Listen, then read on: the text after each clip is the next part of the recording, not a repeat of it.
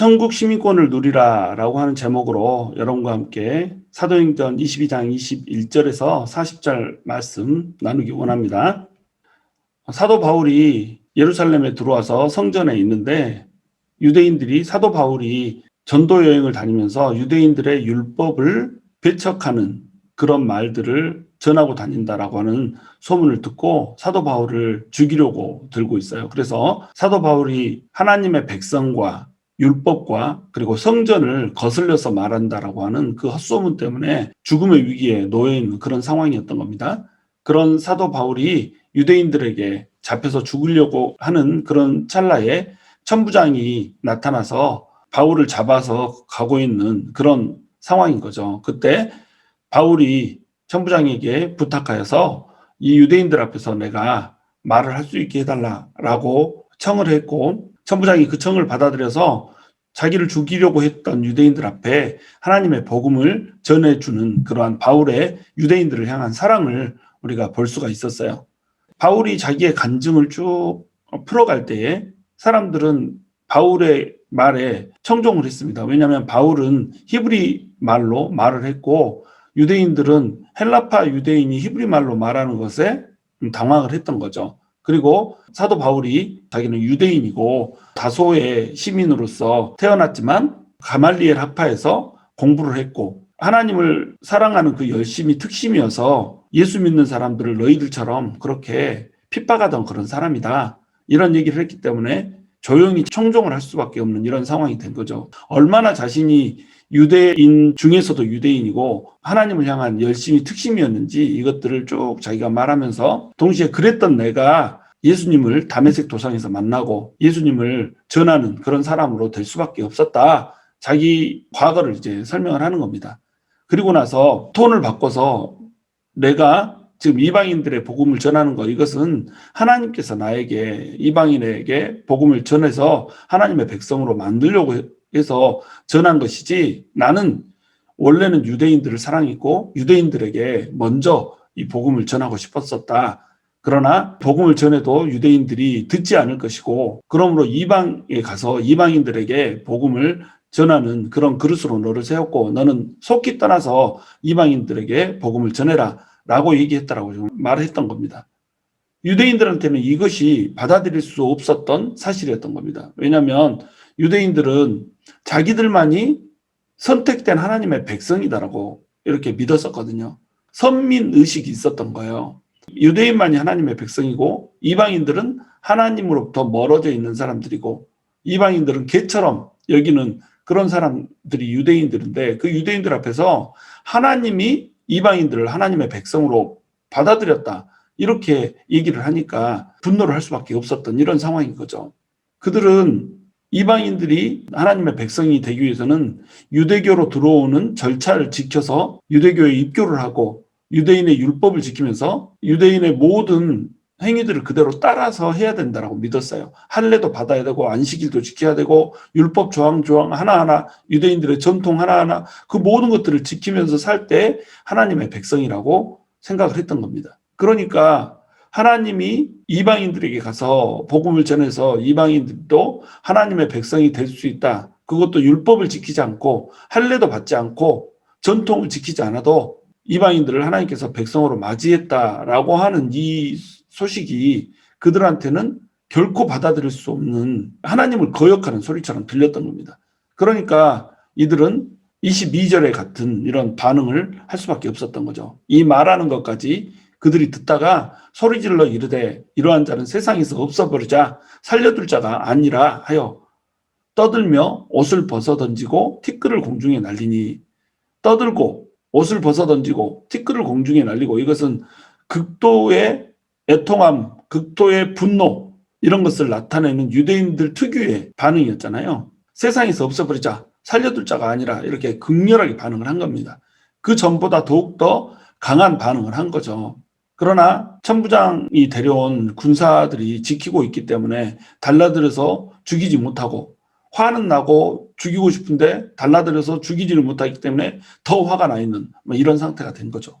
24절 천부장이 바울을 영내로 데려가라 명하고 그들이 무슨 일로 그에 대하여 떠드는지 알고자 하여 채찍질하며 신문하라 한데 천부장이 깜짝 놀랐어요. 왜냐하면 바울은 지금 히브리 말로 말을 하고 있잖아요. 히브리 말로 말을 막 하고 있는데 유대인들이 흥분해서 막 날뛰는 거예요. 그럼 천부장 입장에서는 지금 무슨 상황이 진행되고 있는지를 모르잖아요. 히브리 말로 말하고 있기 때문에 말의 내용을 이해를 하지 못하지만 바울이 쭉 무슨 말을 하고 나서 갑자기 사람들이 흥분을 하고 난리가 난 거예요. 그러니까 도대체 무슨 일로 이렇게 이 사람들이 흥분을 하는지 정리를 해야 될 거 아니에요. 이런 사건 하나하나를 천부장은 로마에 보고를 해야 되거든요. 그러니까 바울을 채찍질해서 신문하라고 명령을 한 겁니다. 그래서 25절 가죽줄로 바울을 매니 바울이 곁에 서 있는 백부장들을 이르되 너희가 로마 시민된 자를 죄도 정하지 아니하고 채찍질할 수 있느냐 하니, 자, 가죽줄로 바울을 맸다 이 말은 뭐냐면 채찍질을 할 때는 때리기 쉽게 가죽줄로 묶었어요. 주로 이제 등짝을 때렸는데 채찍에는 동물의 뼈조각이나 납조각 이런 것들이 들려 있어서 한번 이 형벌을 맞고 나면 거의 불구가 되는 이런 형벌인 겁니다. 그리고 그렇게 채찍질을 해서 지금 바울에게서 신문을 하려고 천부장이 명령을 한 거예요. 그런데 바울이 이제 채찍질 당하기 전에 백부장에게 얘기를 하는 겁니다. 나는 로마 시민권자다. 로마 시민된 자를 죄도 정하지 않고 채찍질할 수 있느냐? 이렇게 물어본 거죠. 26절 백부장이 듣고 가서 천부장에게 전하여 이르되 어찌하려 하느냐 이는 로마 시민이라 하니 천부장이 와서 바울에게 말하되 내가 로마 시민이냐 내게 말하라 이르되 그러하다. 28절 천부장이 대답하되 나는 돈을 많이 들여 이 시민권을 얻었노라. 바울이 이르되 나는 나면서부터라 하니, 자, 갑자기 기어가 바뀌고 있어요. 백부장이 바울이 로마 시민권자라고 하는 얘기를 듣고 깜짝 놀란 겁니다. 왜냐하면 로마 시민권자는 당시에 로마 시민권자로서의 권한이 있었거든요. 로마 시민권자는 식민지 국가들과 다른 혜택을 누리고 있었어요. 식민지 국가의 백성들은 로마 집정관들이 자기의 임의대로 고문도 하고 뭐 처벌도 하고 이렇게 해서 사건들의 경위를 로마에 보고를 하면 되는 거죠. 그런데 로마 법에 의하면 로마 시민들은 죄를 정하지 않고는 결박해서도 안 되고 또한 때려서도 안 되는 겁니다. 그것이 로마 시민권자가 누리는 혜택이고 권한이었거든요.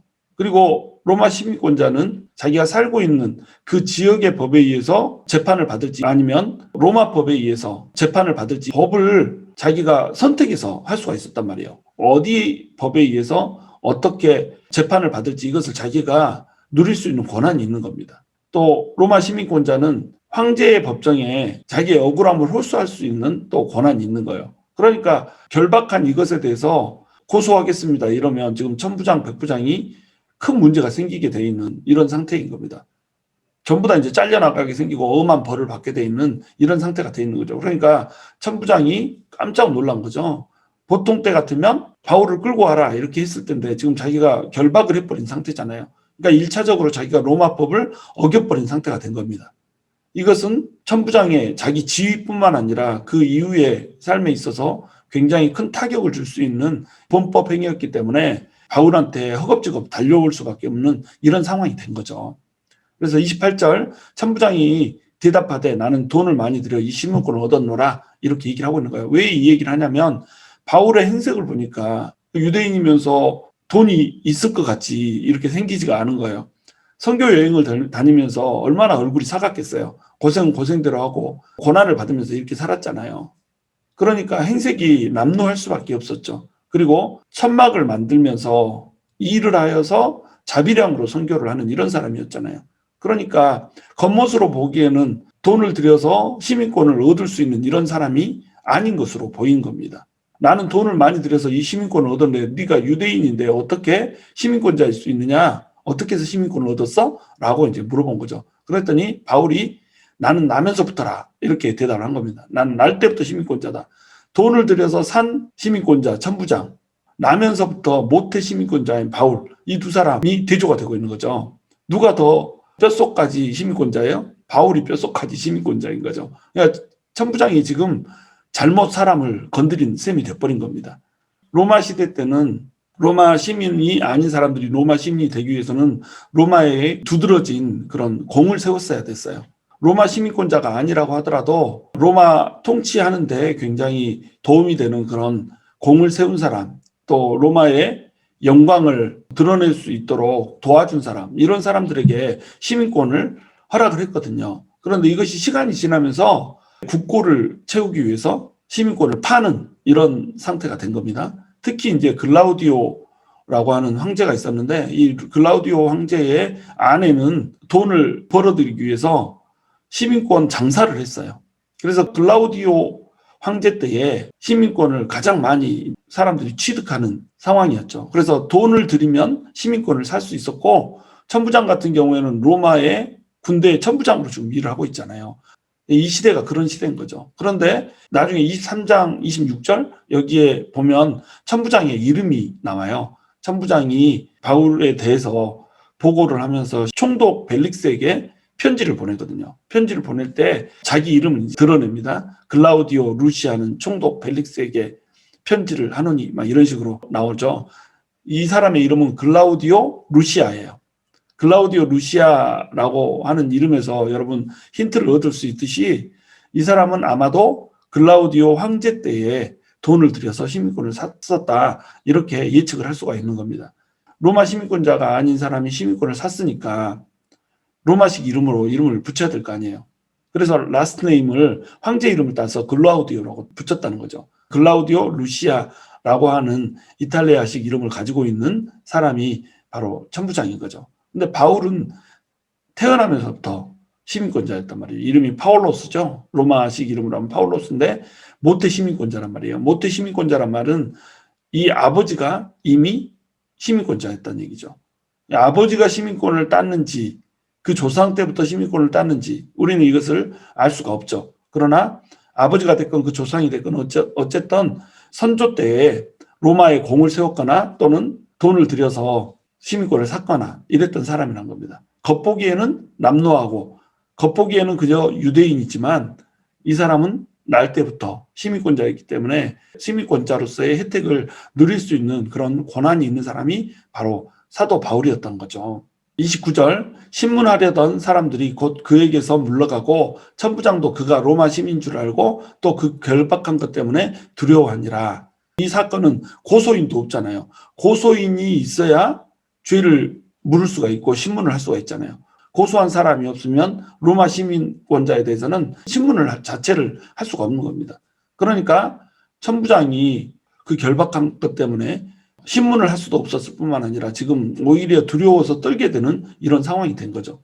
천부장은 이것을 뱉지도 못하고 삼키지도 못하는 이런 상황이 돼버린 겁니다. 그래서 나중에 천부장이 총독에게 사도 바울을 보낼 때에 거짓 편지를 써서 보내잖아요. 자기는 별로 이제 잘못이 없는 것처럼 이렇게 조서를 꾸며가지고 보내는 장면을 우리가 보게 될 겁니다. 30절에 보시면 이튿날 천부장은 유대인들이 무슨 일로 그를 고발하는지 진상을 알고자 하여 그 결박을 풀고 명하여 제사장들과 온 공회를 모으고 바울을 데리고 내려가서 그들 앞에 세우니라. 상황이 아주 급 전환을 이루고 있죠. 지금 점점 판이 커지고 있는 거예요. 맨 처음에는 유대인들이 그저 성전에서 소동을 일으켜서 개인적인 어떤 소동인 걸로 생각을 했어요. 로마 시민권자라고 하는 것이 드러나고 또 고소인도 없는 이런 상황이 돼버렸기 때문에 이것을 어떻게 하든지 일을 마무리를 해야 되겠는 거예요. 이 일을 마무리하기 위해서 제사장들과 공회를 모은 겁니다. 이 사건은 종교적인 사건이라고 하는 것, 이 정도의 사전 지식이 있는 거죠. 초동 수사에서 밝혀진 것은 바로 이것은 종교 사건이다. 이런 식으로 이제 이해가 된 겁니다. 그래서 제사장들과 온 공회를 모으게 된 거예요. 개인적인 일에서 제사장들과 온 공회를 모아서 공회 앞에서 이제 바울이 얘기하는 사건으로 이게 커진 겁니다. 그리고 이제 나중에는 총독 앞에 서는 걸로 커지고 그 나중에는 이제 로마에까지 가게 되는 상황으로 점점 판이 커가고 있는 거예요. 자, 이 안에서 하나님의 움직임이 보이세요? 하나님의 손이 보이십니까?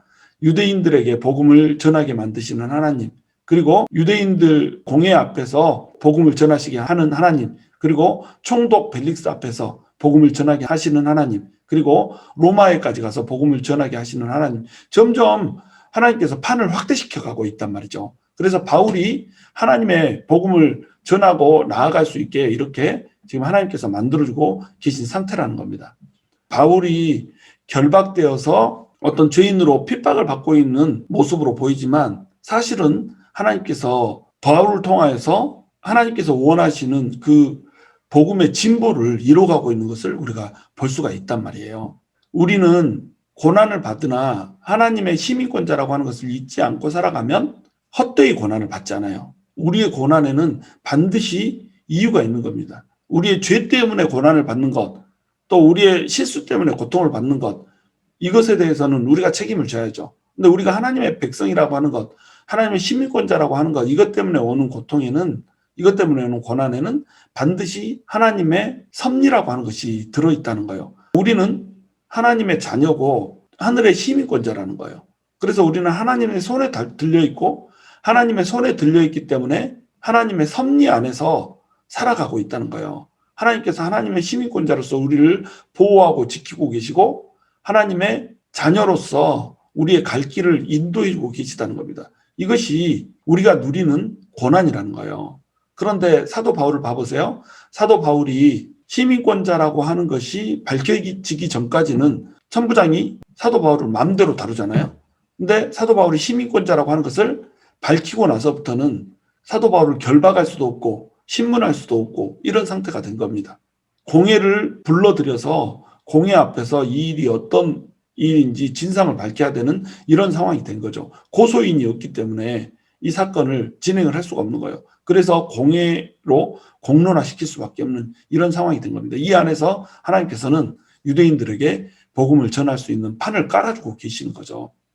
여러분, 우리는 천국 시민권자예요. 천국 시민권자는 천국 시민권자로서의 권한이 있어요. 천국 시민권자는 묶여 있잖아요. 자유인이에요. 우리가 행색이 초라하다 할지라도 우리 모습이 천국 시민권자의 모습을 갖추지 않았다 할지라도 우리의 본질은 천국 시민권자란 말이에요. 로마 시민들은 원래 토가라고 하는 옷을 입고 다녔어야 됐어요. 토가라고 하는 옷을 입으면 이 복장을 보고 로마 시민권자라고 하는 것을 알아보고 벌을 가하지 않는 겁니다. 안 그러면 로마 시민권자인지를 어떻게 알고 보호를 하겠어요. 근데 토가라고 하는 옷이 굉장히 거추장스러웠기 때문에 이 옷을 입고 다니지 않았죠. 사도 바울도 토가라고 하는 옷을 입고 다니지 않았어요. 유대인들 앞에서는 더욱더 입을 수가 없었죠. 왜냐하면 유대인들은 이방인들을 싫어하잖아요. 로마 시민권자들은 로마에서나 귀하게 여기지 유대인들에게는 힘 있는 이방인 중에 한 명이었단 말이죠. 그러니까 살았고 힘 있는 개로 여겼단 말이에요. 로마 시민권자들을. 그러니까 사도 바울이 토가를 입지 않았죠. 그러나 토가를 입지 않았다고 해서 로마 시민권자라고 하는 것이 그 고난이 없어지나요? 로마 시민권자로서의 본질이 없어지나요? 그렇지 않단 말이에요. 우리는 우리 스스로를 내가 모자라다, 내가 부족하다, 나는 하나님의 자녀로서의 떳떳하지 못하다, 나는 천국의 시민권자로서 제대로 살아가지 못하고 있다. 우리를 폄하하고 우리 상태에 대해서 우리 스스로 얕잡아보는 그런 경향이 있단 말이에요. 자기 정죄감에 빠져서 나 같은 것을 어떻게 하나님이 사랑할 수 있을 것인가 이렇게 생각한단 말이죠. 그렇게 생각할 필요가 없다는 거예요. 하나님께서는 우리가 천국 시민권자다운 옷을 입지 않고 살아간다 할지라도 우리를 천국 시민권자로 이미 인정하셨고 우리의 본질은 천국 시민권자란 말이에요. 천국 시민권자를 그 누구도 신문할 수 없고 천국 시민권자를 그 누구도 묶을 수가 없어요. 우리는 마귀에게 묶여있던 상태에서 완벽하게 풀려버렸어요. 우리를 묶고 있던 사슬도 풀려났고 우리를 치기 위해서 묶고 있던 가죽끈도 풀려져 버린 그런 존재가 바로 우리란 말이에요. 그러니까 우리는 자유자란 말이죠. 천국 시민권자가 누리는 고난이 그런 겁니다. 우리는 결코 악한 영들에게 묶여 있을 수 없고 우리를 묶고 있는 그 어떠한 문제와 장벽에도 묶여 있을 수 없는 그런 존재라는 거예요. 하나님의 허락함 없이 감히 그 누구도 우리를 신문할 수 없고 하나님의 허락함 없이 감히 그 누구도 우리를 칠 수 없는 그런 존재가 바로 우리라는 겁니다. 그러므로 우리가 천국 시민권자로서의 권한을 가지고 담대하게 이 세상을 살아가야 된다는 거예요. 불과 몇백 년 있다가 사라질 로마도 로마 시민권자로서의 그 고난을 누리면서 로마 시민권자를 결박했다는 그 사실 때문에 천부장이 벌벌벌벌 떨어야 되고 거짓말을 하면서 거짓 조서를 꾸며서 벨릭스 총독에게 보내야 되고 또 황제 앞에 설 수 있는 이런 권한이 주어지는데 우리는 천국 시민권자라니까요. 천국 시민권자이기 때문에 우리를 건드린 사람이 벌벌벌벌 떨어야 되는 거예요.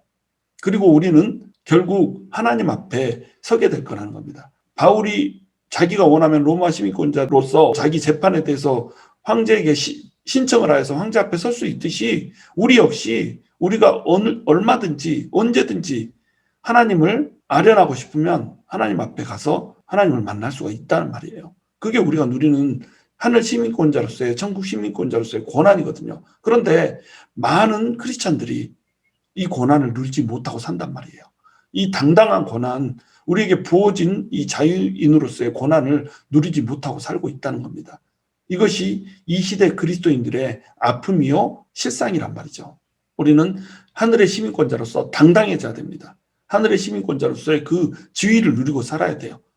당당하게 하나님의 백성으로서 취해야 될 것을 취하면서 살아가야 된다는 겁니다. 그러므로 여러분 무엇에 묶여 있습니까? 무엇이 여러분을 결박하고 있습니까? 무엇이 여러분을 신문하는 것처럼 여러분을 조여옵니까? 어떤 문제가 여러분을 짓누르고 있고 어떤 재판 가운데 여러분이 놓여 있는 것처럼 그런 상황에 처해 있습니까?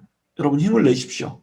그리고 하나님께 당당하게 클레임하십시오. 하나님께서는 여러분의 의로운 재판관이 되어주셔서 여러분의 모든 억울함을 풀어주실 것이고 여러분이 내 모든 결박을 풀어주실 것이고 또한 여러분에게 가해지고 있는 모든 고통들을 제거해 주실 것입니다.